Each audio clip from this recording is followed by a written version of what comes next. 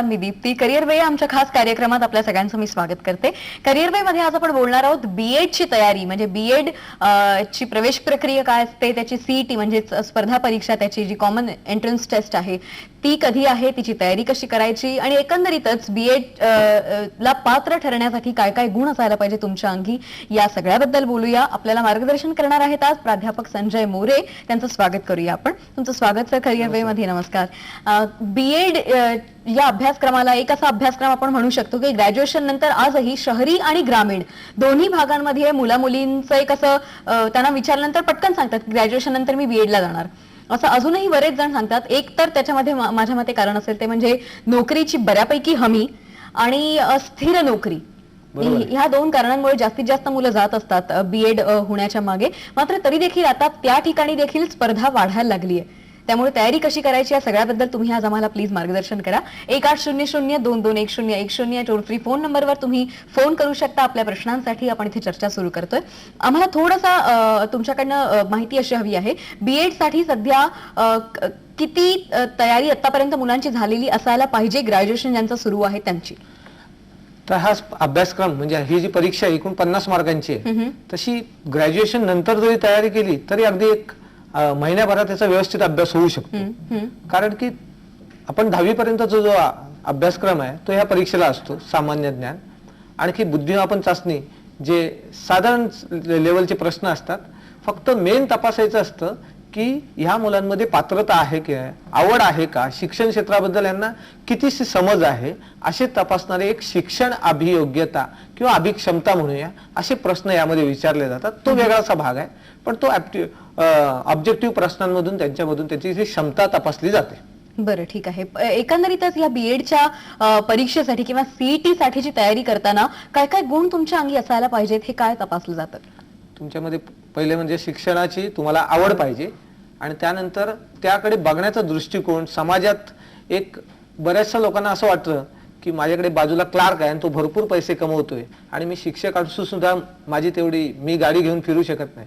पण जेव्हा हे व्रत घेतलंय ज्याने, त्याने ते समाजाची बद्दल एक आदर असला पाहिजे. लोकांमध्ये आपण चांगली पिढी घडवतोय असं एक त्याच्या डोक्यात असलंच पाहिजे, तरच त्यांनी ह्या क्षेत्राकडे वळायचंय. आणि हे तपासण्यासाठी शिक्षण अभियोग्यता किंवा अभिक्षमता नावाखाली काही प्रश्न विचारले जातात. त्यातून त्यांचा शिक्षणाकडचा कल, त्या व्यवसायाबद्दल निष्ठा, त्यांना किती आदर आहे, वर्गात ते कसे वागतील, असे काही प्रश्न ते विचारतात. आणि त्यातून ते चाचपणी करतात की हा योग्य आहे का, पात्र आहे का, शिक्षक होण्यास लायक आहे का. बरं, ठीक आहे. डीएड आणि बीएड म्हणजे ही परीक्षा देऊन उत्तीर्ण झालेले जे काही विद्यार्थी विद्यार्थिनी असतात किंवा जे भावी शिक्षक शिक्षिका आहेत विद्यार्थ्यांचे, त्यांचं आई वडिलांनंतरचं पहिलं श्रद्धास्थान किंवा आदराचं स्थान असतं मुलांचं, ते हे शिक्षक, हा शिक्षक वर्ग असतो. आणि त्याच्यामुळे त्यांच्याकडनं समाजाला साहजिकच खूप जास्त अपेक्षा असतात. कधी कधी त्या अपेक्षांचं ओझं सहन करू शकत नाहीत. म्हणूनच माझ्या मते या अभ्यासक्रमामध्ये तशी तयारी त्यांची करून घेतली जात असेल, आणि नसेल तर ती करून घेतली जावी अशी अपेक्षा समाजाची नक्कीच आहे. आम्हाला आता थोडंसं याच्याबद्दल सांगा की जाहिरात निघालेली आहे, फॉर्मचं वाटप होत आहे सीईटी साठीच्या, बीएडच्या सीईटी साठीच्या, त्याबद्दल सांगा. हे फॉर्मचं वाटप झाल्यानंतर MKCL Maharashtra knowledge corporation limited यांच्यातर्फे वेबसाईटवर तुम्हाला सगळी माहिती मिळते. त्याची वेबसाईटवर तिथून तुम्ही अर्ज घ्यायचेत.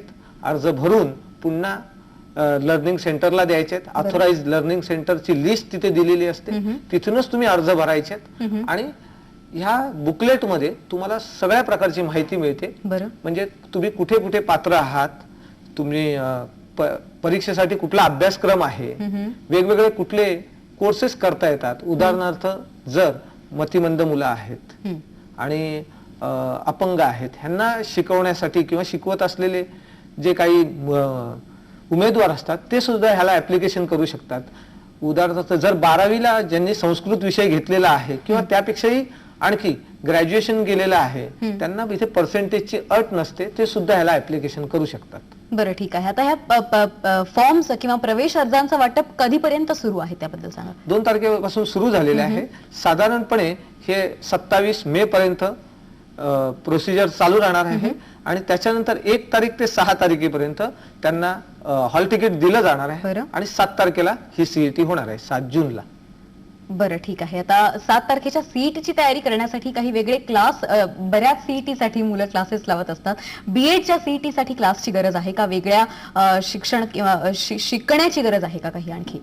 तशी काही शिकण्याची गरज नाही, पण क्लास हे आहेत, भरपूर क्लास आहेत ह्याच्यासाठी. मी सांगितल्याप्रमाणे ठरलेले विषय 50च मार्कांची परीक्षा आहे. बरं. पण तुम्हाला जर इंग्लिश विषय म्हणजे इंग्लिश अभ्यासक्रमाला तुम्हाला जर प्रवेश घ्यायचा असेल तर तुम्हाला इंग्लिशचं ज्ञान तपासण्यासाठी 50 प्रश्न आणि 50 मार्कांची वेगळी परीक्षा द्यावी लागते. त्याच दिवशी ती असते, 1 तासाच्या गॅप नंतर ती परीक्षा घेतली जाते. ज्यांना इंग्रजी माध्यमासाठी ऍप्लिकेशन करायचं आहे त्यांना. ठीक आहे. आपल्याला एक फोन येतो, आता फोन आपण बघूया काय आहे. बीडहून आपल्याला प्रश्न विचारतायत अमोल. नमस्कार अमोल, बोला. नमस्कार. बोला. हॅलो. बोला. नमस्कार. बोला. माझा असा एक प्रश्न होता की मी सेवांतर्गत बीएड करू इच्छितो, तर ह्याच्यातून म्हणजे हे नवीन जी सीईटी आलेली आहे त्याच्यातून मला सेवांतर्गत बीएड करता येईल का? बरं बरं. सेवांतर्गत म्हणजे 2 वर्षाची जर तुमची शिक्षक म्हणून कुठल्या शाळेत नोकरी झाली असेल तर ह्याला काही पर्सेंटेजची अट नाही. असे विद्यार्थी ह्या परीक्षेला अर्ज करू शकतात आणि अर्ज केल्यानंतर ह्या सीईटीला बसू शकतात. सीईटी पास केल्यानंतर कुठल्या ठराविक कॉलेजमध्ये जे त्यांना ऍडमिशन मिळेल तिथे ते बीएडचे हे अभ्यासक्रम पूर्ण करू शकतात. बरं, ठीक आहे. आपण सीईटीच्या आता 50 मार्कांची जी परीक्षा असते त्याच्याबद्दल थोडंसं आणखी आम्हाला सविस्तर सांगा. त्याच्यामध्ये कशा कशा विषयांचं तुमचं ज्ञान तपासलं जातं? एक मानसिक क्षमता चाचणी, ज्याला आपण बुद्धिमापन चाचणी असं म्हणतो, ती असते. त्यानंतर सामान्य अध्ययन किंवा सामान्य ज्ञान, जनरल नॉलेज, 10वी पर्यंतचा अभ्यासक्रम, इतिहास आहे, भूगोल आहे, नागरिकशास्त्र आहे, सामान्य विज्ञान आहे, असं 10वी पर्यंतचा अभ्यासक्रम तपासला जातो.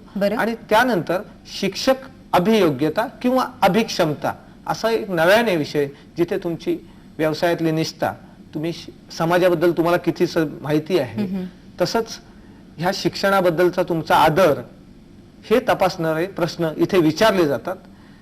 बऱ्याचदा 1-2 प्रश्नांचं मी तुम्हाला इथे उदाहरण देतो.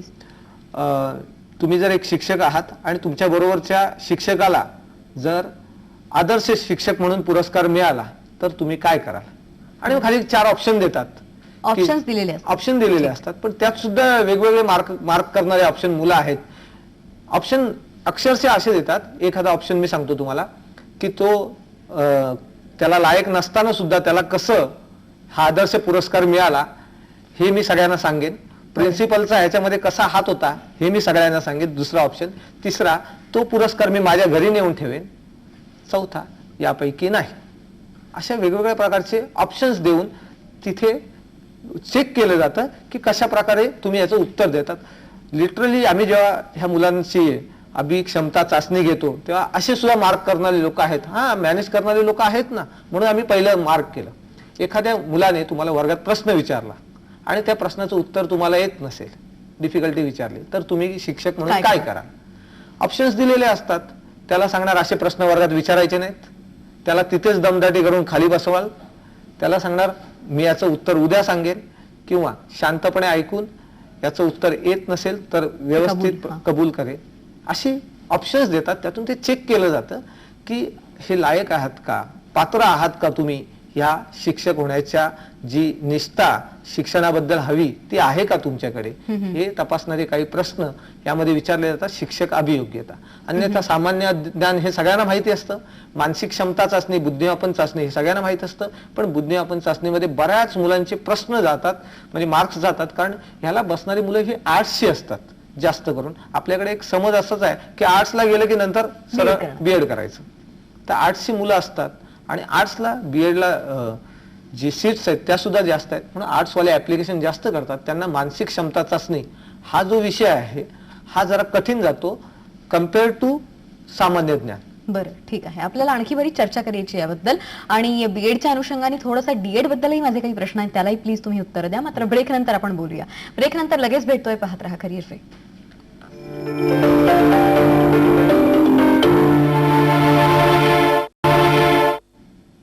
करिअर फे मध्ये आपलं पुन्हा एकदा स्वागत. आपण आज बोलतोय बीएड सीईटीची तयारी या विषयाबद्दल, आणि आपल्याला मार्गदर्शन करतायत प्राध्यापक संजय मोरे. सर, एक प्रश्न आपण बोलत होतो, आर्ट्सच्या विद्यार्थ्यांना थोडीशी अडचण येऊ शकते बुद्धिमापन चाचणीमध्ये किंवा बुद्धी कौशल्याच्या चाचणीमध्ये. मग त्यासाठी त्यांनी काय पुस्तक अभ्यासायची, कारण 50% कोटा राखीव आहे आर्ट्सच्या विद्यार्थ्यांसाठी. तर पहिल्यांदा ह्यामध्ये कुठल्या प्रकारचे प्रश्न असतात ते बघूया. एक नॉन वर्बल आणि वर्बल म्हणजे शाब्दिक बुद्धिमापन चाचणी आणि अशाब्दिक बुद्धिमापन चाचणी असे दोन प्रकार पडतात. बरं. शाब्दिक बुद्धिमापन चाचणीमध्ये शब्दांशी रिलेटेड जे क्वेश्चन्स आहेत, नंबरशी रिलेटेड जे क्वेश्चन्स आहेत ते असतात. उदाहरणार्थ एखादी मालिका पूर्ण करायची असेल 1, 3, 5, 7, 9 पुढचा अंक कुठला, म्हणजे इतकी सोपी नसणार पण मालिका पूर्ण करायची असते. अल्फाबेटिकल सिरीज असते, ती इंग्रजी असते. ACEGI पुढचं अक्षर काय येईल अशी असते. त्यानंतर एनॉलॉजी सहसंबंधावर प्रश्न असतात. अशी शाब्दिक बुद्धिमापन चाचणी असते. आणि अशाब्दिक बुद्धिमापन चाचणी म्हणजे आकृतीशी रिलेटेड, फिगर्सशी रिलेटेड, डायग्रामशी रिलेटेड क्वेश्चन्स असतात. त्यामध्ये सुद्धा मालिका पूर्ण करणे, वेगळी आकृती कुठली आहे ती शोधून काढणे आणि एक आकृतीचा दुसऱ्या आकृतीशी संबंध लक्षात घ्यायचा आणि त्यामुळे तिसरी आकृतीशी कुठल्या आकृतीशी येईल हे बघायचं. त्याला एनॉलॉजी किंवा सहसंबंध असं म्हणता येईल. अशा प्रकारचे प्रश्न ह्याच्यामध्ये बुद्धिमापन चाचणीमध्ये. बरं, ही सगळी 50 गुणांची परीक्षा असते ती ऑब्जेक्टिव्ह असते का, म्हणजे बहुपर्यायी असते? सगळे ऑब्जेक्टिव्ह असते. ठीक आहे, ठीक आहे. आपल्याला एक प्रश्न येतो आता, तो अटेंड करूया. योगेश यांचा फोन आहे आपल्याला बदलापूरहून. नमस्कार योगेश, बोला. Hello madam. बोला. मला एक क्वेश्चन विचारायचं होतं मॅडम की बीएडचा क्वेश्चन सेट हा कोणत्या कशा प्रकारचा पॅटर्न असतो, त्यातला नेमकी क्वेश्चन कशा प्रकारे येतात, उदाहरणार्थ गणितीय का बुद्धिमत्तासारखी अशी काही असते का? त्याच्याबद्दलच बोलतोय आपण. बीएड बद्दल बोलताय तुम्ही योगेश? हो मॅडम. ठीक ठीक, आपण त्याच्याच बद्दल बोलतो. त्यांचा आणखी थोडासा प्रश्न होता की एलॅबोरेटिव्हली सांगा, सामान्य अध्ययनामध्ये कुठपर्यंत त्यांनी अभ्यास करावा? करंट इश्यूजचा तर अभ्यास त्यांना असेलच, मात्र सामान्य ज्ञान हे 10वी पर्यंत किंवा 12वी पर्यंतच्या पुस्तकांचा अभ्यास करायचा का? नाही, 12वी पर्यंत नाहीच करायचा. कारण 12वी म्हटलं की साईट्स वेगवेगळ्या होत असतात. काही आर्ट्सला जातात, काही कॉमर्सला जातात, काही सायन्सला जातात. त्यामुळे 12वी पर्यंत, 10वी पर्यंत सगळे एकाच ठिकाणी असतात. मग तिथपर्यंतचा अभ्यासक्रम, जेव्हा तिथपर्यंत सगळ्यांना सारखाच सिलेबस आहे तिथपर्यंतचा अभ्यासक्रम इथे चेक केला जातो. यामध्ये इतिहास आहे, भूगोल आहे, नागरिकशास्त्र आहे, सामान्य विज्ञान आहे. यावर आधारित 8वी ते 10वी पर्यंतचा अभ्यासक्रम असतो, त्यावर प्रश्न विचारले जातात. म्हणजे साधारण आता ग्रॅज्युएशनची परीक्षा दिल्यानंतर देखील जून मध्ये माझ्यामते ही बीएडची सीईटी आहे, तर त्यासाठीच्या 1-2 महिन्यांच्या कालावधीत देखील अभ्यास पूर्ण करता येऊ शकतो? निश्चितपणे. यात चालू घडामोडीवर सुद्धा प्रश्न विचारले जातात. ज्या काही चालू घडामोडी आहेत, राजकीय असतील, आर्थिक असतील, भौगोलिक असतील, सामाजिक असतील, त्याबद्दल प्रश्न विचारले जातात. कारण शिक्षकाला वर्तमानपत्राचं वाचन करता आलं पाहिजे हे चेक केलं करण्यासाठी चालू घडामोडीवर प्रश्न विचारले जातात. ते नित्य ज्या घडामोडी असतात त्यात आत्तापासून 6 महिन्यापर्यंतचे प्रश्न त्यात समाविष्ट असतात. बरं, ठीक आहे. आपण कुठल्या कुठल्या स्वरूपाचे प्रश्न असतात त्याबद्दल बोललो, तर थोडं आम्हाला सांगा की कशा कशा तारखा जाहीर केलेल्या आहेत MKCL मार्फत त्यांनी फॉर्म सबमिशनसाठी आणि त्याच्यानंतर सीईटीच्या परीक्षेच्या तारखेबाबतही? सीईटीची परीक्षा ही 7 जूनला आहे. 2 तारखेपासून ते 27 तारखेपर्यंत तुम्हाला फॉर्म मिळणार आहेत. ALC ऑथोराइज लर्निंग सेंटर मध्ये, आणि 1 तारखेपासून जूनच्या ते 6 जून पर्यंत तुम्हाला हॉल तिकीट मिळणार आहे. आणि 7 तारखेला तुम्ही जाऊन परीक्षा द्यायचे. 7 तारखेला जी परीक्षा द्यायची त्याचं टाइम टेबल असं आहे, 11 ते 12 ही परीक्षा बीएड सीईटीची आहे. आणि त्यानंतर 1 तास गॅप घेऊन जो ज्यांना इंग्रजी अभ्यासक्रमाला प्रवेश घ्यायचा आहे त्यांच्यासाठी कॉम्प्रिहेन्शन वगैरे असे 50 प्रश्न हे कम्प्लीट इंग्रजी भाषेवर आधारित इंग्रजीचे ज्ञान तपासण्यासाठी 50 प्रश्न विचारले जातील 50 मार्कांसाठी. ही इंग्रजी जे ऑप्ट करतात, इंग्रजी विषयाची जी परीक्षा देतात, त्यांच्यासाठी शिकवण्यासाठी इंग्रजी विषय त्यांना प्रेफरन्स दिला जातो का इंग्लिश मीडियम मधून शिकवण्यासाठी परीक्षा? इंग्लिश मीडियम मधून शिकवण्यासाठी, त्याचबरोबर बीएड जो करायचा आहे तो इंग्लिश मीडियम मधून करायचा आहे कोर्स त्यांच्यासाठी. ठीक ठीक, बरं. आणि त्यांना नंतर पुन्हा इंग्लिश मधून शिकवण्यासाठी प्रेफरन्स अर्थातच असेलच? हो, ठीक आहे. आपल्याला आणखी थोडंसं आम्हाला सांगा, याच्यामध्ये सीईटीच्या परीक्षांच्या दरम्यान म्हणजे या परीक्षा सुरू असताना त्याच्यानंतर जेव्हा एकदा तुम्ही एलिजिबल होता परीक्षेमधनं बाहेर पडून, तेव्हाची नंतरची प्रोसेस काय असते तुमच्या 1 वर्षाच्या अभ्यासक्रमासाठीची? त्या अभ्यासक्रमामध्ये संपूर्णपणे हा बीएडचा अभ्यासक्रम इव्हॅल्युएशन असतो. अभ्यासक्रमामध्ये संख्याशास्त्र असे असा विस्तृत असा अभ्यासक्रम आहे. यामध्ये पूर्णपणे शिक्षक घडवण्याचं काम या अभ्यासक्रमामध्ये होत असतं. बालमानसशास्त्र असतं, मुलांशी कसं वागायचं आहे, त्यांच्याकडनं अभ्यास कसा करून घ्यायचा आहे, त्यांना गोडी लागेल अभ्यासात अशा प्रकारे कसं काय त्यांच्याकडनं अभ्यास करून घेता येईल, यासाठी तुमच्याकडे नेतृत्व गुण पाहिजेत, त्या विषयाची आवड पाहिजे, तुम्हाला एक्स्ट्रा करिक्युलर ऍक्टिव्हिटीज मध्ये मुलांना भाग घ्यायला लावणारे काही कोर्सेस त्यांना सांगता आले पाहिजेत. असा विस्तृत असा अभ्यासक्रम पूर्णपणे शिक्षक घडवण्यासाठी हा अभ्यासक्रम तयार केलेला असतो, की नवीन नवीन आव्हानं जी वेगवेगळ्या व्यवसायात असतात त्याच्यासाठी. बरं, आपण इथे वेबसाईट देखील दाखवतो विद्यार्थ्यांना. या ठिकाणी माझ्या मते त्यांना कंप्लीट माहिती मिळू शकेल एकंदरीतच प्रवेश प्रक्रिया काय असते त्याबद्दलची. निश्चित.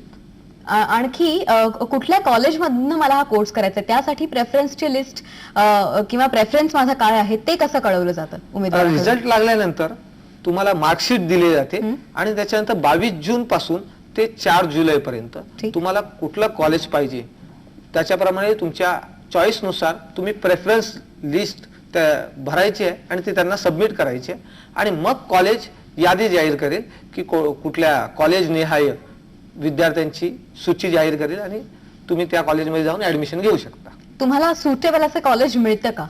हा, तुमचे मार्क्स चांगले असतील तर निश्चितपणे तुम्ही अगदी जो पहिल्या क्रमांकावर दिला असेल तिथे निश्चितपणे तुम्हाला मिळू शकतं. बरं, ठीक आहे. तुमच्याकडे आणखी बरंच जाणून घ्यायचंय बीएड बद्दल, मात्र ब्रेकसाठी थोडंसं थांबूया आपण इथे. ब्रेक नंतर लगेच भेटतोय. पाहत राहा करिअर वे.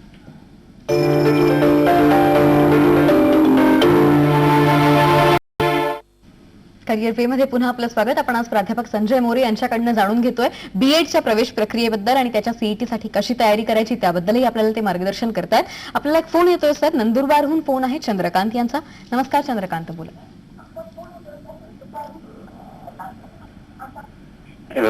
Good afternoon ma'am. Good afternoon, बोला. सरांना क्वेश्चन करायचं होतं आम्हाला. बोला.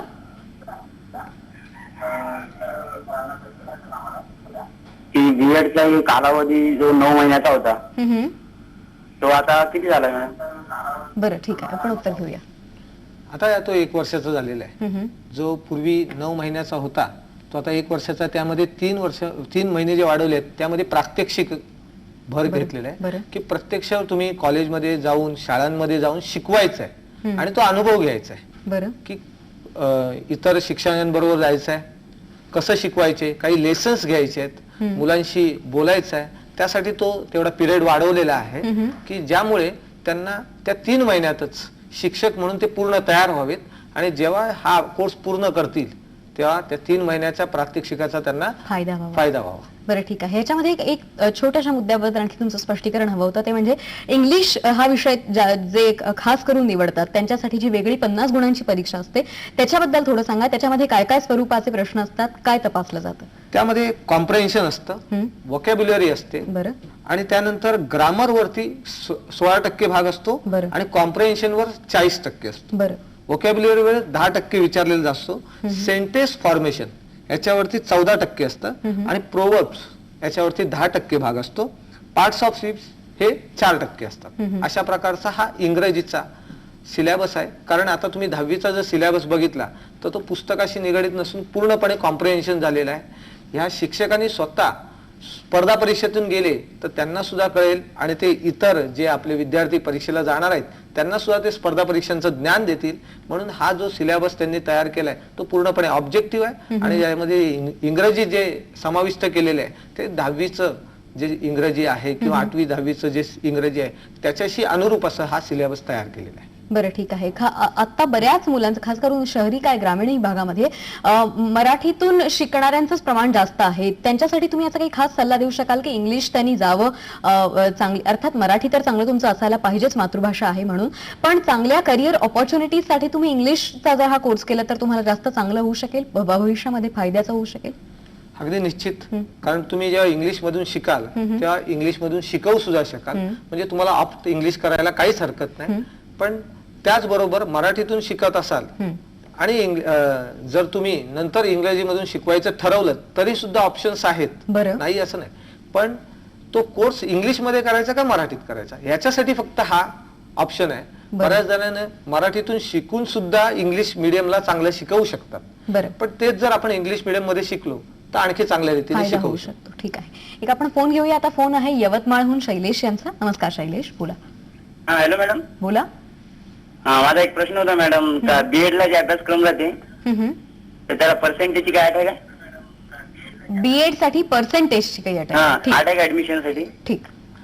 त्याला 45% मिळणं आवश्यक आहे Graduation. ग्रॅज्युएशनला, तरच त्यांना ह्या परीक्षेला बसता येतं. सेवांतर्गत असेल तर त्याला काही पर्सेंटेजची अट नाही.